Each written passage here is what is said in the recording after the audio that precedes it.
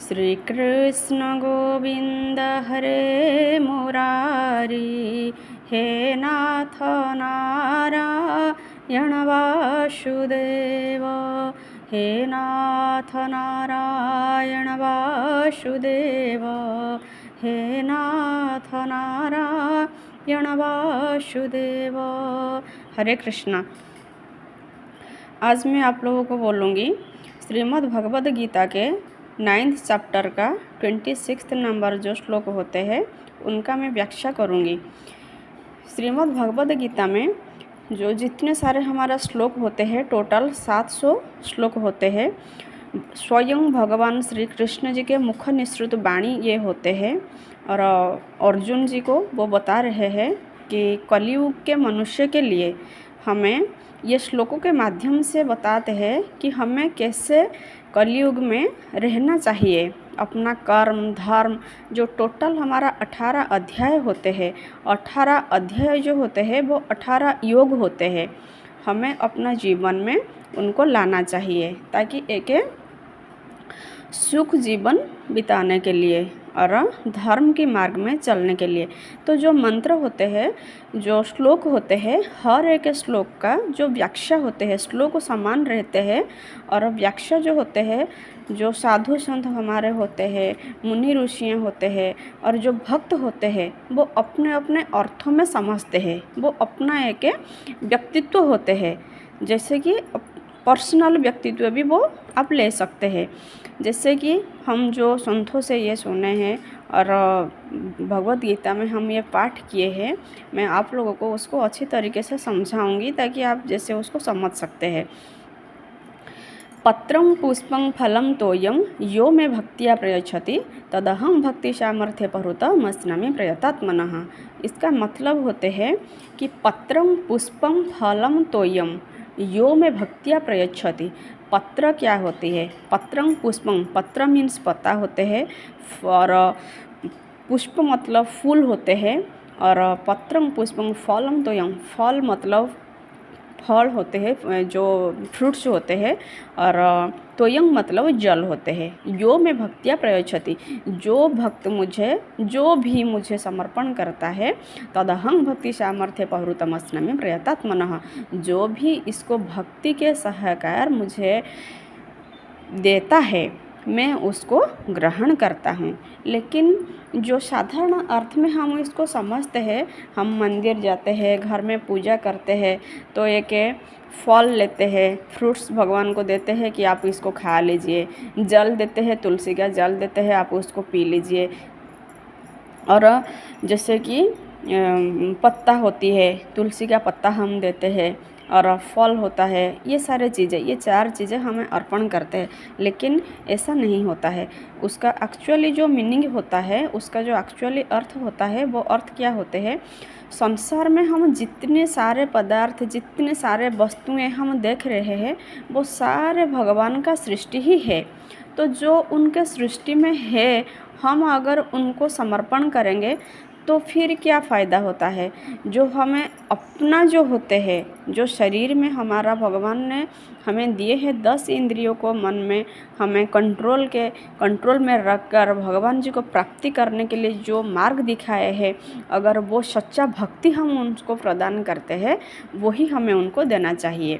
जैसे कि आप उनको इस तरह समझें, जैसे कि बच्चे होते हैं, हर बच्चों को उनका पेरेंट्स ही देखभाल उनका करते हैं, उनका फीडिंग अपना पेरेंट्स ही करते हैं। सपोज पेरेंट्स खुश होकर उनको कुछ देते हैं, तो कुछ सपोज खाने के लिए, बच्चों को खाने के लिए बहुत पसंद होता है, तो सपोज पेरेंट्स ने खाने के लिए बच्चों को कुछ दिए, बच्चों ने उसमें से क्या करेंगे ना, अपना खुशी के लिए वो पेरेंट्स को थोड़ा सा दे देंगे कि पिताजी या माताजी आप उसको खा लीजिए। तो उसमें क्या होते हैं ना, खुश लगता है, पेरेंट्स को अच्छा लगता है कि बच्चा हमें दिया। तो वैसे ही भगवान सबके पिता होते हैं, हम सबके पिता होते हैं भगवान, और उनका दिया हुआ अगर हम उनको देते हैं तो उनको अच्छा नहीं लगता है। हमारे अंदर वो जो दिए हैं, अगर उनको हम समर्पण करते हैं, अपना मन का भाव को अगर समर्पण करते हैं तो उनको अच्छा लगता है। तो उसका एक्चुअली मीनिंग जो होता है मैं बताती हूँ आपको। पत्रं पुष्पम, पत्ता का मतलब क्या होती है? पत्ता मतलब होती है कर पत्र। कर क्या होती है? कर का मतलब होती है हाथ। हाथ को जोड़कर हमें जो कर पत्र इसलिए हमें बोला जाता है कर पत्र, हाथ को जोड़कर, जो कि अगर भक्ति ज़्यादा से ज़्यादा और मन से अगर आपका भक्ति नहीं निकला है तो आपका हाथ भी नहीं जुड़ता है। हम सकाम भक्ति करके भगवान के पास हाथ जोड़ते हैं, मंदिर जाते हैं, घर में पूजा करते हैं तो भगवान जी से हाथ जोड़ते हैं कि हमें कुछ मांगते हैं हमारा परिवार के लिए। हमें बच्चों को हम सिखाते हैं कि भगवान जी को जाके विद्या मांगना कि मुझे अच्छा, मेरे से अच्छा पढ़ाई हो, मैं परीक्षा में से एग्ज़ाम में पास कर जाऊँ, मैं 90% लाऊँ, 100% लाऊँ, ऐसा नहीं करना चाहिए। कुछ भी नहीं मांगना है। भक्ति के शाहकार, भक्ति के साथ अगर आप हाथ जोड़ लेते हो, वो अंदर से आती है। भगवान को सब कुछ पता है, उनको आपको क्या ज़रूरत है उनको पता है, और आपके लिए जो अच्छा है वो आपको ऑटोमेटिक दे देंगे। और आपके लिए जितना अच्छा है उतना ही आपको मिलेगा और उतना ही देंगे, कुछ मत मांगिए। और कर पत्र, हाथ जोड़कर भगवान जी के पास बैठ जाइए। और कर पत्र, पत्ता क्या होती है? ये हो गया आपका पत्रम, कर पत्र जोड़कर।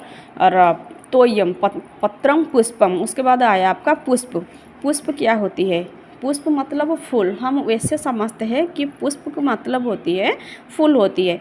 फूल का और भी एक पर्यायवाची शब्द होती है जिसको हम सुमन बोलते हैं।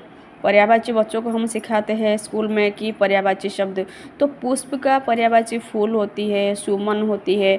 सुमन मतलब क्या होती है? सुमन, सुमन क्या होती है और कुमन भी होती है। जैसे कि हम रामचरितमानस में बोले कि जहाँ सुमति वहाँ संपत्ति नाना, जहाँ कुमति वहाँ विपत्ति निदाना। अगर हमारा मति भ्रम होता है, हम गलत सोचते हैं इधर उधर का, कपट रहित नहीं होते हैं मन में, तो वो कुमन हो जाता है। और सुमन तब होता है जब सबके ऊपर हमारा समान भाव रहता है, मन हमारा सुंदर रहता है। सुंदर मन हमारा कैसे रहता है? जब हमें संसार की कोई विषय का भावना नहीं रहता है, कोई विषय चिंतन नहीं रहता है। कोई विषय चिंतन ना करके भगवान जी को जब आप प्रतिमूर्ति को दर्शन करते हो या तो मन में आप दर्शन करते हो, तो मन आपका साफ होना चाहिए। 24 घंटे तो हम संसार के लिए ही देते हैं। जितनी समय है भी हम भगवान जी के पास बैठते हैं, मंदिर जाते हैं, घर में पूजा करते हैं, कोई भाव कोई सोच ऐसा नहीं रखना चाहिए। ना रख के आप अपना मन रूपक जो फूल होती है आप उसको भगवान जी को अर्पण किया करो। हम क्या करते हैं, जो बगीचे हमारा होती है हम उसमें फूल लगाते हैं, फूल का पेड़ लगाते हैं, बहुत विभिन्न प्रकार नाना प्रकार फूल हम उगाते हैं, लेकिन वो नहीं। हाँ, भगवान को सजाने के लिए हमें अच्छा लगता है। जैसे हम कहीं पार्टी में जाते हैं, कहीं बाहर जाते हैं तो हम तैयार होते हैं, खुद को सजाते हैं, बच्चों को सजाते हैं ताकि अच्छा दिखे बच्चे, इसलिए। और हमें सिर्फ भगवान को सजाने के लिए, ताकि हम भगवान जी को ऐसे सजाए ताकि उनको वो सुंदर दिखे, इसलिए वो फूल आप लाओ। नहीं कि हमें फूल भर भर कर ला के लाना है और किसी का आंगन में जाके आप इधर उधर से तोड़ के ले आते हैं, वो नहीं करना चाहिए। तो मन रूपक जो पुष्प होती है आप उसको भगवान को समर्पित किया करो। और पत्रम पुष्पम फलम तो फल क्या होती है? फल होता है भगवान जो हमें दिए हैं संसार में, जो फ्रूट्स जो हम बाहर से ख़रीद के लाते हैं, भगवान जी को जो प्रसाद चढ़ाते हैं, वो प्रसाद नहीं, वो तो उनका ही है सारे चीज़ें, वो तो हमें ही दिए हैं हमारा खाने के लिए, लेकिन हम उनको नहीं, वो उनको देते हैं ताकि भगवान हमें दिए हैं, हमारे हिस्से से ही हम उनको खुशी से, अपना खुशी से कि प्रभु आप पहले खाइए और वो जो प्रसाद बन जाएगा मैं उसको फिर ग्रहण करूँगी, उसके लिए हम उनको देना चाहिए। लेकिन जो एक्चुअली भाव होता है उसका, हमारा जो कर्म होती है, अच्छा हो चाहे बुरा हो, वो कर्म का जो फल होती है, इसलिए भगवान बोले कर्मण्य बाधिकारस्ते मा फलेषु कदाचन। आपका कर्म में सिर्फ अधिकार है, आपका फल में कोई अधिकार नहीं है। आप जो भी कर्म किया करो सब चीज़ भगवान जी के चरणों में समर्पण कर दो। वो कर्म का जो फल होती है, कर्म का फल को ही समर्पण करिए। सपोज कैसे होती है, जैसे कि कभी कभी हमारे पास संसार में, ये जो कलयुग में हो चाहे कहीं पे भी हो, संसार में लोग क्या चाहते हैं, पैसा चाहते हैं, पैसा धन संपत्ति ये सब चाहते हैं। संपत्ति जब आता है, धन जब आता है, तब उसके साथ अभिमान भी लेके आता है। चाहे आपके साथ जितना भी आपके पास धन हो जाए, सारा चीज़ें भगवान के चरणों में आप समर्पण कर दीजिए। और जब आपको विपत्ति आती है तभी भी उसको समर्पण भगवान जी के सामने कर दीजिए। खुद मत टेंशन मत लीजिए, कोई चिंता नहीं कीजिए, क्योंकि जो अगर आप साधक हो और भक्ति करते हो तो भक्ति के माध्यम से, भक्ति के जो बल होती है, भक्ति के बल के तौर पर जो विपत्ति आपको आती है भगवान उसको काट देते हैं। और अगर आपको संपत्ति आती है, अगर आपका अच्छा समय आती है, तो उस समय आप कोई जैसे कि लालच ये सब नहीं कीजिए। ये मेरा है, मैंने किया है, ऐसे नहीं करना चाहिए, ऐसे मत कीजिए। तो कर्मों का जो फल होती है वो फल को भगवान जी के चरणों में समर्पण कर दीजिए। कर्म में आपका अधिकार कर्म में ही है, कर्म का फल में अधिकार नहीं है। तो हमें जो भगवान ने हमें जिसको जो स्थान में रखे हैं, हमें उसी स्थान में रहकर अपना कर्म करना चाहिए और फल को भगवान के चरणों में समर्पण कर देना चाहिए। और तोयम होती है, बाद में लास्ट में आता है हमारा तोयम। तोयम मतलब होती है जल। जल क्या होती है, हम तुलसी का जल भगवान को समर्पण करते हैं, दूध चढ़ाते हैं, ये चीज़ें, ये एक लौकी की भाषा में हम बोलते हैं, लौकी की भाषा में हम इनको भगवान को चढ़ाते हैं। और वो एक मानसिकता हमारा रहता है कि जब तक भगवान जी को मैं पूजा नहीं करती हूँ तो पानी नहीं पीती हूँ, ऐसा नहीं है। तो उनका चीज़ें हम उनको ही समर्पण करते हैं। वो एक भाव बनाइए हमें उनको, जैसे कि अभी पिता माता और बच्चों का आपको उदाहरण दिया, आप उस भाव से उनको चढ़ाइए और चढ़ाना चाहिए। वो खुशी से समर्पण कीजिए, जो कि आपका झूठन होगा, आपका प्रसाद बन जाएगा। भगवान जी को जो चढ़ा लेते हैं हम उनको प्रसाद की भाव से चढ़ा लेते हैं और उसी प्रसाद को ही हम फिर ग्रहण करेंगे उसी भाव से। लेकिन दिल से, मन से आप उनको अपना आँख का जो आंसू होती है, जब हम भगवान जी के सामने बैठते हैं, पास में बैठते हैं, पूजा करते हैं, मंदिर जाते हैं, मन में ऐसा भाव आना चाहिए जाकि आँखों से आंसू निकल जाता है। भगवान को वो पता है आपको क्या ज़रूरत है। जैसे कि कोई छोटा सा बच्चा होता है, जब छोटा बच्चा जब तक वो खुद बात नहीं कर सकता है और जब तक वो खुद अपना पैर से चल नहीं पाता है, तब तक वो किसके ऊपर भरोसा करता है, अपने पिता माता के ऊपर भरोसा करता है, अपना बंधु परिजन के ऊपर भरोसा करता है। और माँ को ये पता ही होता है कि मेरा बच्चा को कब भूख लगेगा, कब उसको नहाना है, कब उसको सुलाना है, उसके लिए क्या अच्छा है और उसको कैसे कीड़े मकोड़ा नहीं काटेंगे, तो वो माँ ही उसका ध्यान रखती है। और भगवान को भी पता है, हम सब भगवान के बच्चे हैं, उनको पता है कि हमें क्या ज़रूरत है और हमें क्या देना चाहिए, हमें कितनी चाहिए, तो उसी के हिसाब से ही हमें भगवान देते हैं।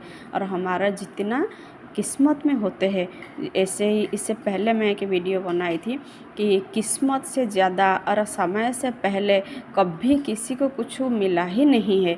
हमारे किस्मत में जितना है हमें उतना ही मिलेगा, चाहे वो धन हो, चाहे आपको गालियाँ हो, चाहे सम्मान हो। 6 चीज़ें इंसान अपना साथ में लेके ही आया है, आप उसको चाहकर भी बदल नहीं सकते। लेकिन ये सच है कि अगर आप भक्ति करते हो, भगवान को अगर पूरा समर्पण आप कर देते हो, तो जो आपका प्रारब्ध है, जो आपके बुरे कर्म है, भगवान उसको इकट्ठा कर लेते हैं और थोड़ी थोड़ी जब फिर आप गलत करते हो तो थोड़ी थोड़ी उसमें डालते हैं और आप उसको भोगते हो, और उसी समय जब आप भोगते हो जो बुरी चीज़ को, उस समय हमें कभी डगमगाना नहीं चाहिए। हमें उस समय को भगवान के चरणों में समर्पण करके हमें उसको अच्छी तरीके से कैसे वो समय को काट लेंगे, वो समय को कैसे हम अच्छे से भजन करके काट लेंगे। तो अगर आप भक्ति करते हो, भक्ति के माध्यम से आपका मन साफ होता है, और गलतियां अगर हो जाती है, भगवान जी से ये प्रार्थना करो, ये कृपा, प्रभु मेरे ऊपर ये कृपा कीजिए, ये मेरे ऊपर कृपा कीजिए, ताकि कभी मैं ये संसार में आसक्त न हो, और माया अगर मुझे कभी घसीट ले तो प्रभु मुझे कृपा करके ये माया से मुझे खींच लाइए आपके पास, आपके चरणों में मुझे खींच लाइए। और जितना से ज़्यादा से ज़्यादा हो सके अपना दिनचर्या को हमें कैसे ज़्यादा से ज़्यादा भगवान के भजन में लगाना चाहिए, मन से, वचन से और काया से। काया मतलब शरीर, मन मतलब मन, वचन मतलब वाक्य। किसी को जैसे कि कोई नौकरी करते हैं, बिजनेस करते हैं, हर कोई आजकल बोलता है वो तो बहुत इजी है, वो तो बहुत सहज काम करता है, मैं तो ऐसा करता हूँ। ऐसा नहीं है। आपको जो पोजीशन मिला है वो भगवान का कृत होती है, भगवान का दिया हुआ ही होती है। तो आप उनको भगवान का आशीर्वाद समझकर उसी पोजीशन में, जो पोजीशन में आप हो उसी पोजीशन में रहकर भगवान का भजन करो, तो भगवान खुश होते हैं। नहीं तो इतना भी बहुत सारे लोग ऐसे संसार में होते हैं, उनको उतना भी नहीं मिलता है। तो इसलिए ये भाव हमें मन से चेंज कर लेना चाहिए, ताकि ये जो श्लोक होते हैं, ये श्लोक हमें बहुत कुछ बताते हैं। कभी कभी सपोज हमारा आज गार्डन में फूल नहीं है, तो हम लोग क्या करते हैं, घूम घूम कर इधर उधर से फूल लेके आ जाता है। ऐसा नहीं करना चाहिए। कोई अगर फूल ज़्यादा ले लेता है एक पेड़ से, तो उसको भी लोग बोल देते हैं। ऐसा हमें नहीं करना चाहिए। वो भाव अपने मन से लाइए, और जो भी, क्योंकि उसमें वो भाव आपको रखना चाहिए। अगर हम फूल तोड़ते भी हैं तो वो पेड़ को भी तकलीफ होती है, तो आपको तब भी कोशिश करना चाहिए, बहुत आराम से उसको लेना चाहिए फूल को, ताकि उसका भी नसीब बन जाए भगवान के चरणों में जाकर। हरे कृष्णा।